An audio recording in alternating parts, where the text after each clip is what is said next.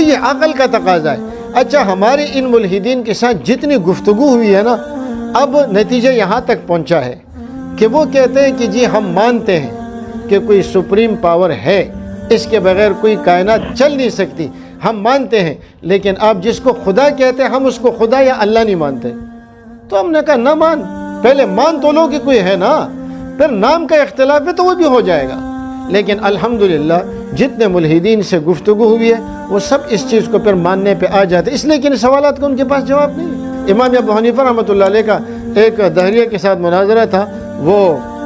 دریا پار جانا تھا، اب امام صاحب قصداً انہوں نے دیر فرما دی۔ جب دریا پار چلے گئے تو انہوں نے کہا جی آپ اتنے دیر سے آ گئے، ہم کب سے انتظار کر رہے ہیں، آپ مسلمان وقت کے پابند نہیں ہیں، فلاں فلاں۔ اس نے کہا بھائی بات یہ ہے کہ میں آیا ہوا تھا، دریا کے کنارے کھڑا تھا، پانی تھا اور کشتی تھی نہیں، اتنے میں